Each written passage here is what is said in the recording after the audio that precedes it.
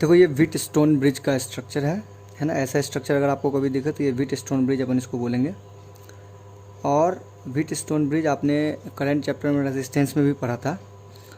तो देखो अगर मान लीजिए कि ये कैपेसिटर है, वहाँ पर भी आपने पी क्यू आर एस पढ़ा होगा। पी है, मान लो ये क्यू है ना, ये आर है और ये एस, ठीक। तो पी अपॉन क्यू बराबर यदि आर अपॉन एस हो गया, पी अपॉन क्यू बराबर यदि आर अपॉन एस हो गया, तो इसका ये मतलब हुआ कि ये जो है व्हीट स्टोन ब्रिज जो है ये क्या है, बैलेंस्ड है ना। बैलेंस्ड व्हीट स्टोन ब्रिज, ये क्या कहलाएगा, बैलेंस व्हीट स्टोन ब्रिज कहलाएगा, ठीक। और अगर ये बैलेंस व्हीट स्टोन ब्रिज है तो याद रखेंगे कि इस वाले कैपेसिटर की कोई वैल्यू नहीं रह जाएगी, क्योंकि इसके होकर चार्ज नहीं है। जैसे चार्ज मान लो कि यहाँ से क्यू चार्ज गया, तो आपको पता है कि यहाँ पर चार्ज इधर बढ़ जाएगा दो भाग में, लेकिन जब चार्ज इधर से इधर जाएगा तो इस वाले हिस्से में कोई चार्ज नहीं आएगा, है ना। बैलेंस्ड व्हीट स्टोन का ब्रिज का मतलब हुआ कि इस वाले हिस्से में कोई चार्ज नहीं जाएगा, मतलब इस वाले कैपेसिटर को हम कंसीडर नहीं करेंगे, ठीक। ये कब, जब ये P upon Q equals to क्या हो जाए, आर अपॉन एस हो जाए। अगर P upon Q equals to R upon S हो जाएगा तो हम बोलेंगे कि यह जो व्हीट स्टोन ब्रिज है ये क्या है, बैलेंस्ड व्हीट स्टोन ब्रिज है। और अगर ये बैलेंस व्हीट स्टोन ब्रिज होगा, अगर ये बैलेंस व्हीट स्टोन ब्रिज होगा तो इस वाले से चार्ज नहीं जाएगा। रेसिस्टेंस में क्या पढ़ते थे कि इस वाले से करंट नहीं जाएगा, आप लोगों को अगर याद हो जब अपन ने करंट पढ़ा था। तो अब देखो अगर ये कैपेसिटर इसमें नहीं लगा हुआ है तो अब आप लोग क्लियर दिख रहा है कि यहाँ पर P और Q क्या हो जाएंगे, सीरीज में हो जाएंगे, है ना। P और Q किस में हो जाएंगे, सीरीज में हो जाएंगे। और R और S किस में हो जाएंगे, सीरीज में हो जाएंगे। और ये दोनों क्या हो जाएंगे, है ना। तो देन अगर मान लीजिए कि इसकी कैपेसिटी C है, इसकी भी कैपेसिटी C है, इसकी भी कैपेसिटी C है, इसकी भी कैपेसिटी C है, तो लिख सकते हैं यहाँ पर कि P and Q are in series combination, ठीक है। इसी तरीके से R and S are in series combination, ठीक। और अगर ये दोनों सीरीज कॉम्बिनेशन में हैं तो आपको पता है कि C प्लस C, मतलब अगर मैं सीरीज में इसको सॉल्व करूँगा तो क्या आ जाएगा, 1/C प्लस 1/C, मतलब 2/C हो जाएगा, 1/C इक्वलेंट बराबर, तो ये क्या आ जाएगा, C इक्वलेंट बराबर क्या आ जाएगा, C/2 आ जाएगा। लेकिन ये किसका, ये इन दोनों को मिला के आ गया, ठीक। इन दोनों को मिला के कितना आ गया, C/2, और इन दोनों को मिला के कितना आ जाएगा, C/2। और ये दोनों आपस में क्या हो जाएंगे, पैरेलल हो जाएंगे। मतलब ये एक कैपेसिटर हो गया C/2 का, और ये कैपेसिटर हो गया, ये भी हो गया C/2 का। अब C/2 और C/2 को पैरेलल में सॉल्व कर देंगे, है ना। ये दोनों पैरेलल में है तो C इक्विवेलेंट बराबर क्या आ जाएगा, C/2, और प्लस C/2 बराबर क्या आ जाएगा, C आ जाएगा आंसर, ठीक। तो इसका मतलब ये हुआ कि अगर मान लीजिए कि ये कैपेसिटर C दिया हुआ था, ये कैपेसिटर C दिया हुआ था, ये भी C दिया था, ये भी C है। देखो C अपॉन C 1 होता है ना, C अपॉन C 1 होता है। मतलब P अपॉन क्यू बराबर आर अपॉन एस का मतलब ये क्या है, व्हीट स्टोन ब्रिज है। व्हीट स्टोन ब्रिज है तो ये वाले कैपेसिटर को अपन ने हटा दिया, इस वाले कैपेसिटर को हटा दिया, तो ये दोनों क्या हो गए, सीरीज में हो गए। तो याद रखना मैंने आपको बताया था सीरीज कॉम्बिनेशन में ये हाफ हो जाएगा, तो C और C मिलकर C/2 हो जाएगा। तो यहाँ पर इस दोनों के बदले में क्या लगा दिया, C/2 लगा दिया, और इन दोनों के बदले में क्या लगा दिया, C/2 लगा दिया। अब ये C/2 और ये C/2 क्या है, पैरेलल, और पैरेलल में डायरेक्ट जुड़ जाता है, तो C/2 प्लस C/2 कितना आ गया, C आ गया, ठीक है। तो ये आपका आ गया क्या, व्हीट स्टोन ब्रिज। तो व्हीट स्टोन ब्रिज का जब भी कॉन्सेप्ट आएगा, जब भी व्हीट स्टोन ब्रिज का कॉन्सेप्ट आएगा तो अपन ऐसे इसको सॉल्व कर लेंगे। ये आपने कहाँ पढ़ा था, करंट वाले चैप्टर में पढ़ा था। अब मैंने आपको एक क्वेश्चन दिया था, जो मैंने आपको भेजा था क्वेश्चन, उस क्वेश्चन में क्या था, देखो यहाँ पर ये A दिया हुआ था, ध्यान से देखेंगे, ये A दिया हुआ था, यहाँ से एक कैपेसिटर निकला हुआ है, कितने का, 5 माइक्रोफैराड का एक कैपेसिटर निकला हुआ है ऐसे, और ये ऐसे, यहाँ पर ये लगा हुआ है कितना, 2 माइक्रोफैराड, ठीक है। और यहाँ पर ये कितना दिया हुआ है, 10 माइक्रोफैराड। ये कितना दे रखा है, 10 माइक्रोफैराड, ठीक है। दिख रहा है आप लोगों को, ये 10 माइक्रोफैराड है। उसके बाद यहाँ पर भी क्या दिया हुआ है, 10 माइक्रोफैराड दिया हुआ है, और ये पॉइंट दिया हुआ है B। यहाँ से एक कैपेसिटर निकला हुआ है और यहाँ से एक कैपेसिटर निकला, मतलब इन दोनों को मिला के एक कैपेसिटर यहाँ लगा हुआ है, जिसकी वैल्यू कितनी दे रखी है, 4 माइक्रोफैराड दे रखी है। ध्यान से देखेंगे आपको, देखिए अब ये आपको सॉल्व करने के लिए मैंने आपको दिया था होमवर्क, ठीक।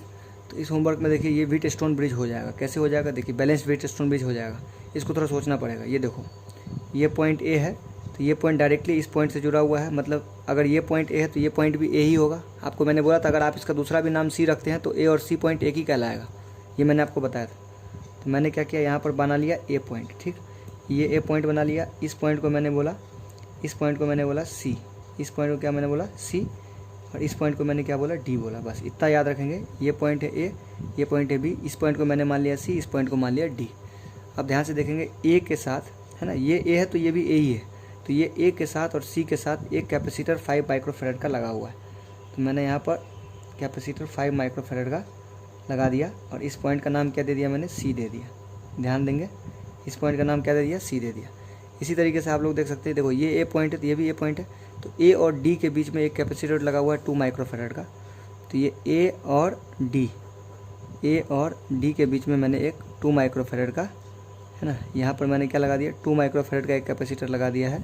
ये 2 माइक्रोफेरेड का कैपेसिटर लगा दिया है और ये कितना था, 5 माइक्रोफेरेड। देखिए ये पॉइंट ए है तो ये भी ए है, ए और सी के बीच में एक 5 माइक्रोफेरेड का कैपेसिटर लगा हुआ है। इसी तरीके से ए और ये क्या है डी, ए और डी के बीच में, है ना, ए तो ये भी है, ए और डी के बीच में एक 2 माइक्रोफेरेड का कैपेसिटर लगा हुआ है। अब देखो यहाँ पर एक पॉइंट मान लिया मैंने क्या, बी, है ना, ये वाला जो पॉइंट है ना, ये पॉइंट और ये पॉइंट सेम है, तो ये बी है तो ये भी बी है।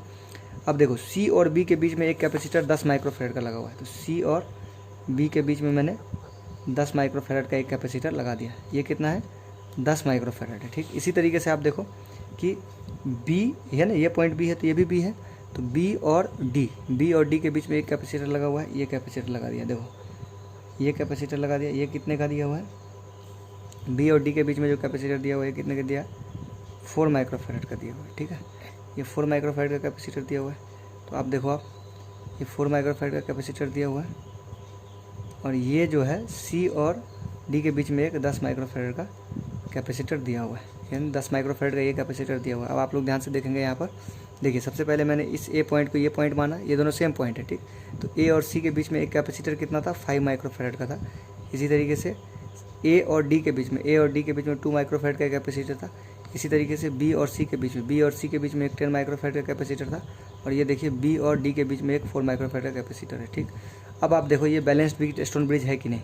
अगर मैं थोड़ी देर के लिए इसको पी मान लूँ, इसको क्यू मान लूँ, इसको आर मान लूँ और इसको एस मान लूँ, तो देखो पी बाई क्यू निकालो, पी बाई क्यू बराबर कितना आ जाएगा, 5/10 आ जाएगा, मतलब 1/2 आ जाएगा। इसी तरीके से R/S निकालोगे तो क्या आ जाएगा, 2/4, मतलब ये 1/2 आ जाएगा, है ना। मतलब पी बाई क्यू जो है वो R/S के बराबर है। आप लोग समझ रहे हैं, पी बाई, है ना। इसका मतलब ये क्या हुआ, इसका मतलब हुआ कि ये बैलेंस्ड है, ये बैलेंस्ड विथ स्टोन ब्रिज है। ठीक, ये आप लोग समझ गए, ये क्या है, बैलेंस्ड विथ स्टोन ब्रिज है। और अगर ये बैलेंस्ड विथ स्टोन ब्रिज है, इसका मतलब इसकी कोई वैल्यू नहीं रह गई, ये दोनों क्या हो गया, सीरीज में हो गया, है ना। 5 और 10 क्या हो गया, सीरीज में हो गया, और 2 और 4 क्या हो गया, सीरीज में हो गया, और ये पूरा क्या हो गया, पैरेलल हो गया। चलो इसको इस साइड बता रहा हूँ, देखना ध्यान से। इसका मतलब क्या हुआ बेटा कि यहाँ पर 5 माइक्रोफेरेड और 10 माइक्रोफेरेड ये दोनों सीरीज में दिया हुआ है। इसी तरीके से यहाँ पर 2 माइक्रोफेरेड, है ना, ये कितना है, 5 माइक्रोफेरेड, यह है 10 माइक्रोफेरेड। ठीक, और यहाँ पर 2 माइक्रोफेरेड और ये 4 माइक्रोफेरेड यहाँ पर क्या दिया हुआ है, सीरीज कॉम्बिनेशन में दिया हुआ है। ठीक, तो आप सबको पता है कि मान लो कि इन दोनों का जो इक्विवेलेंट है वो हमने C1 मान लिया, तो क्या आ जाएगा, 1/C1 बराबर 1/5 और प्लस 1/10। तो 5 और 10 कैल्शियम ले लेंगे तो कितना हो जाएगा, 10, ये तो हो जाएगा 2 + 1, तो ये क्या आ जाएगा, 3/10। तो यहाँ से C1 बराबर क्या आ जाएगा, 10/3 माइक्रोफेरेड। ठीक, और इसी तरीके से इन दोनों का जो इक्विवेलेंट है उसको मैंने मान लिया C2, तो 1/C2 बराबर क्या आ जाएगा, 1/2 प्लस 1/4। 4 और 2 कैल्शियम ले लेंगे तो 4, यहाँ पर 2 + 1, ये क्या आ जाएगा, 3/4। इसका मतलब C2 बराबर कितना आ जाएगा, 4/3 हो जाएगा। ठीक, तो ये C2। अब आप देखो कि इन दोनों को अगर इक्विवेलेंट निकालेंगे तो ऐसे निकालेंगे कि इन दोनों को सीरीज में अगर जोड़ेंगे तो ये रहा सीरीज में कितना आ गया, C1, और ये रहा सीरीज में कितना आ गया, C2। ठीक, अब ये दोनों क्या है, पैरेलल में। तो अगर मैं फाइनल C इक्विवेलेंट निकालूंगा तो क्या आ जाएगा, C1 + C2 हो जाएगा।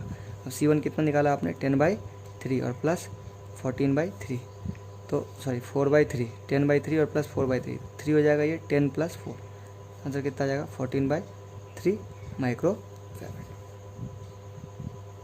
आगे समझ।